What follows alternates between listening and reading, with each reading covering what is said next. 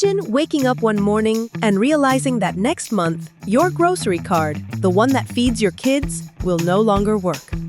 For millions of Americans, this isn't a hypothetical scenario. It's about to become reality. Let's unpack the truth about the recent food stamp cuts, who wins, who loses, and what you can actually do to protect yourself and your family. What changed in 2025? In 2025, Trump-era reforms fundamentally reshaped SNAP, the Supplemental Nutrition Assistance Program, a lifeline that currently serves over 40 million Americans.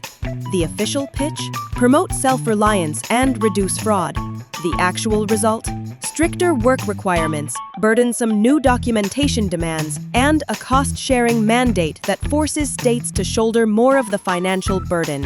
Depending on who you ask, this is either fiscal responsibility or moral abandonment. The debate: two sides, one reality. Supporters argue taxpayers shouldn't be forced to fund long-term dependency. Work requirements restore dignity and encourage self-sufficiency. Critics counter, this isn't about laziness. It's about survival in an economy where the odds are stacked against working families.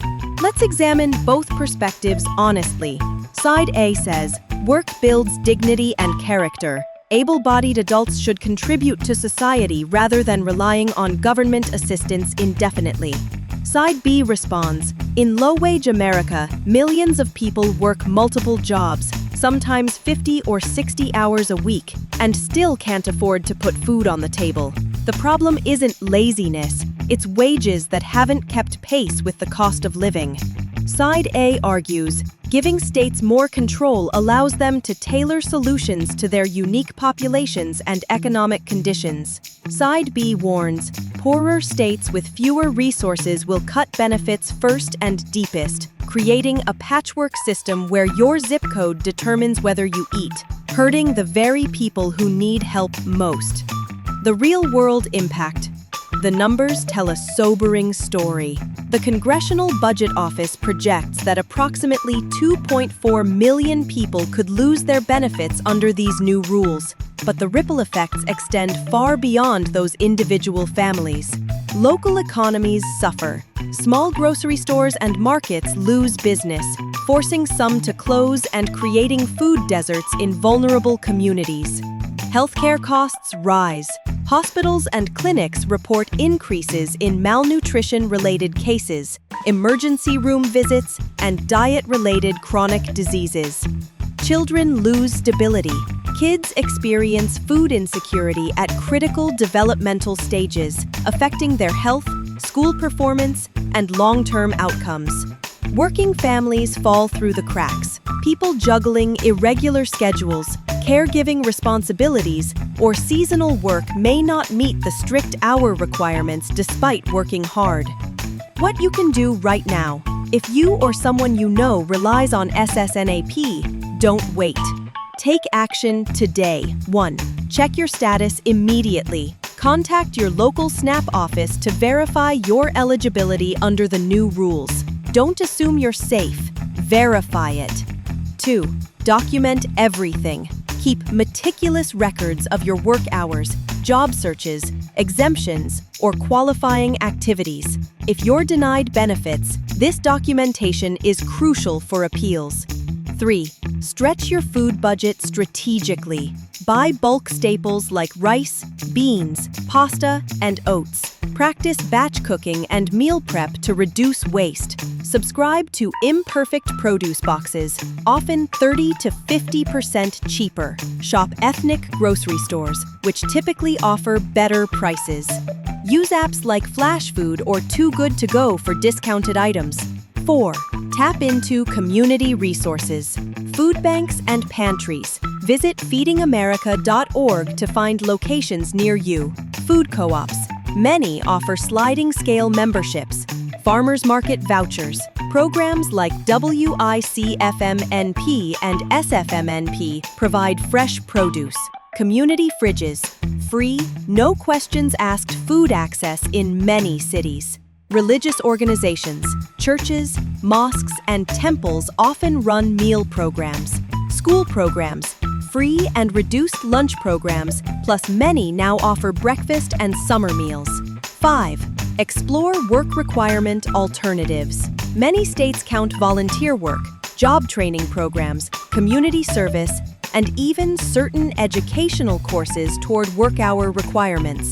Ask your SNAP office what qualifies in your state. Solutions and a path forward. Here's the truth.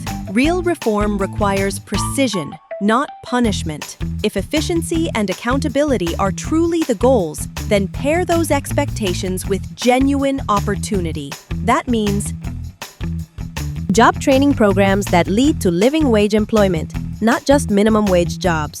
Affordable, accessible childcare so parents can actually work those required hours. Healthcare access so people aren't choosing between doctor visits and work. Transportation assistance in areas without public transit.